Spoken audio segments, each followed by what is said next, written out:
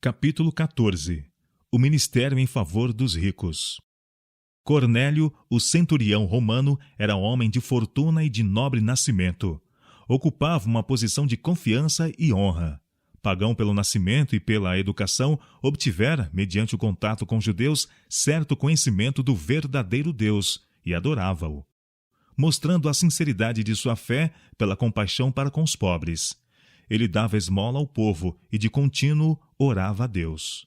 Atos capítulo 10, verso 2. Cornélio não tinha conhecimento do evangelho segundo fora revelado na vida e morte de Cristo, e Deus enviou-lhe uma mensagem diretamente do céu, e por meio de outra mensagem dirigiu o apóstolo Pedro para que o visitasse e instruísse. Cornélio não se achava ligado à igreja judaica, e teria sido considerado pelos rabis pagão e imundo. Mas Deus lia a sinceridade de seu coração e enviou mensageiros de seu trono para que se unissem a seu servo na terra, a fim de que ensinasse o evangelho a este oficial romano. Assim, hoje em dia, Deus está buscando pessoas entre as de alta classe, da mesma maneira que entre as humildes. Muitos há, como Cornélio, homens a quem ele deseja ligar à sua igreja. As simpatias desses homens são para o povo do Senhor, mas os laços que os ligam ao mundo os prendem firmemente. É preciso coragem moral para que esses homens se coloquem ao lado dos humildes.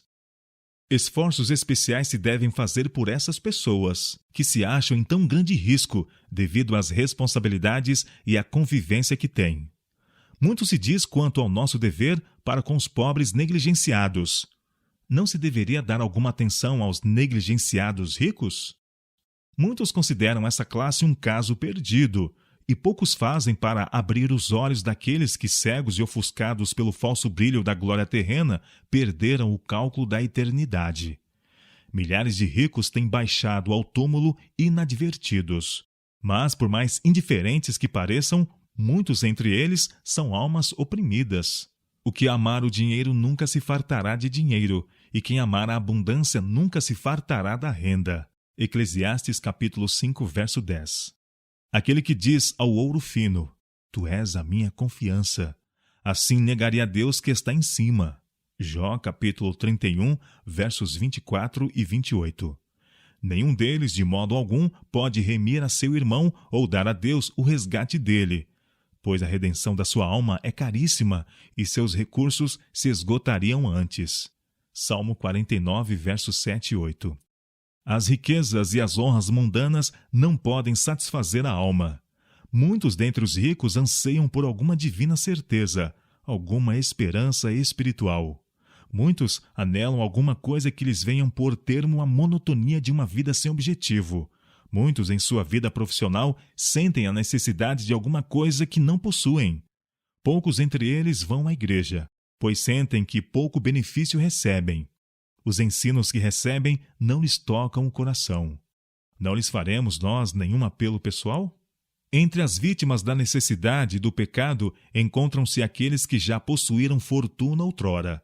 Homens de várias carreiras e posições diversas na vida foram vencidos pelas corrupções do mundo, pelo uso da bebida forte, por se entregarem às concupiscências e caírem sob a tentação. Ao passo que esses caídos requerem piedade e auxílio, não se deveria atender aos que ainda não desceram a essas profundidades, mas que estão pondo os pés na mesma vereda? Milhares que ocupam posições de confiança e honra estão condescendendo com hábitos que significam ruína para o corpo e a alma.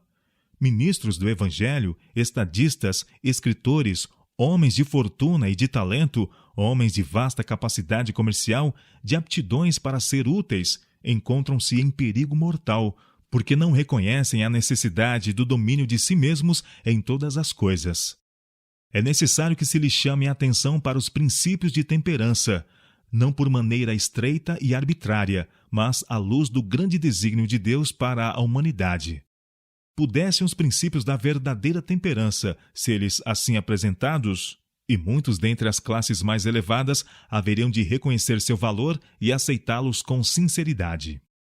Deveríamos mostrar a essas pessoas os resultados das nocivas complacências em diminuir as energias físicas, mentais e morais. Ajudai-os a compreender sua responsabilidade como mordomos dos dons de Deus. Mostrar-lhes o bem que poderiam fazer com o dinheiro que agora gastam com aquilo que só mal lhes faz. Apresentar-lhes o compromisso de abstinência total, pedindo que o dinheiro, que de outro modo eles gastariam em bebidas, fumo ou prazeres semelhantes, seja consagrado a aliviar os pobres, enfermos ou à educação de crianças e jovens, de modo a serem úteis no mundo. Não seriam muitos os que se negassem a ouvir apelos semelhantes. Há outro perigo a que os ricos se acham especialmente expostos, e aí está também um campo aberto ao médico missionário. Multidões de pessoas prósperas no mundo que nunca desceram às formas comuns do vício são ainda levadas à ruína mediante o amor das riquezas. O cálice mais difícil de conduzir não é o que se acha vazio, mas o que está cheio até as bordas. É este que de mais cuidadoso equilíbrio necessita. A aflição e a adversidade trazem decepção e dor, mas é a prosperidade que mais perigo oferece à vida espiritual. Os que estão sofrendo reveses são representados pela sarça que Moisés viu no deserto, que, embora ardendo, não se consumia.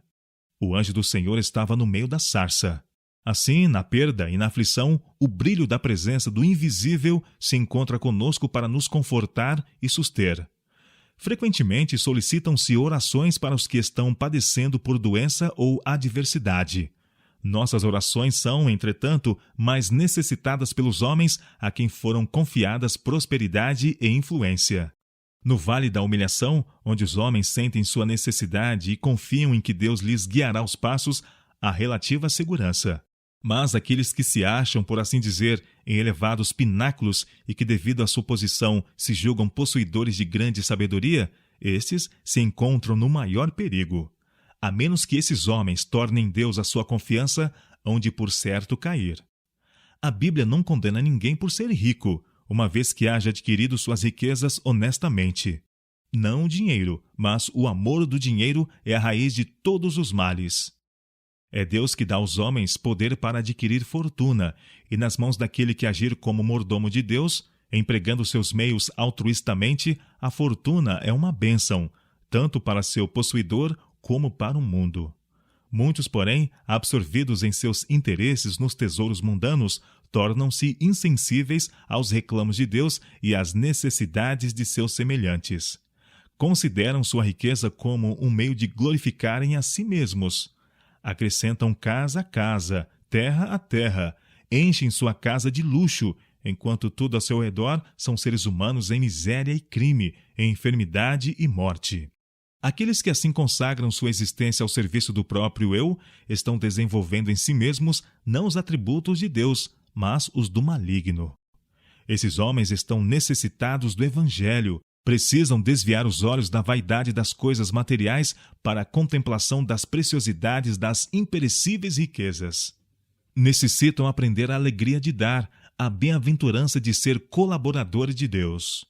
O Senhor nos ordena: manda aos ricos deste mundo que não confiem na incerteza das riquezas, mas em Deus, que abundantemente nos dá todas as coisas para delas gozarmos, que façam o bem, enriqueçam em boas obras, repartam de boa mente e sejam comunicáveis, que entesourem para si mesmos um bom fundamento para o futuro, para que possam alcançar a vida eterna.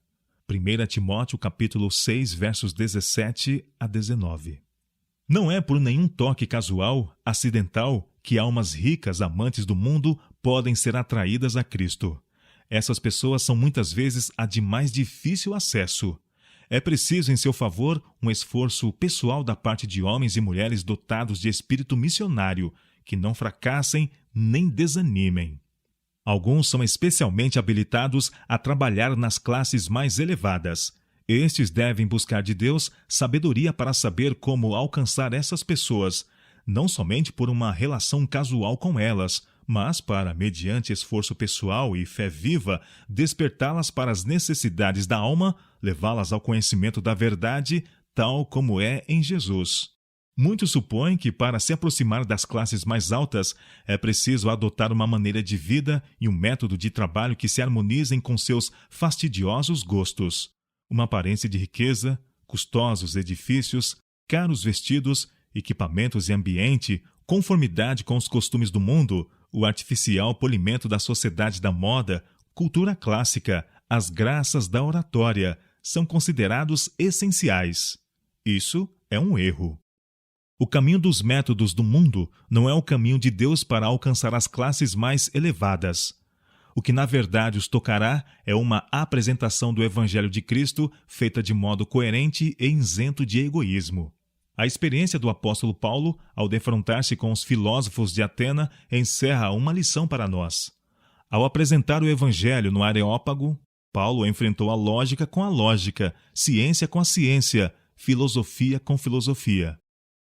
Os mais sábios de seus ouvintes ficaram atônitos e emudecidos. Suas palavras não podiam ser controvertidas. Pouco fruto, porém, produziu seu esforço. Poucos foram levados a aceitar o Evangelho. Daí em diante, Paulo adotou uma diversa maneira de trabalhar. Evitava os argumentos elaborados e as discussões de teorias, e em simplicidade encaminhava homens e mulheres a Cristo como o Salvador dos pecadores. Escrevendo aos Coríntios acerca de sua obra entre eles, disse: Eu, irmãos, quando fui ter convosco, anunciando-vos o testemunho de Deus, não fui com sublimidade de palavras ou de sabedoria, porque nada me propus a saber entre vós, senão a Jesus Cristo e este crucificado. A minha palavra e a minha pregação não consistiram em palavras persuasivas de sabedoria humana, mas em demonstração do Espírito e de poder, para que a vossa fé não se apoiasse em sabedoria dos homens, mas no poder de Deus.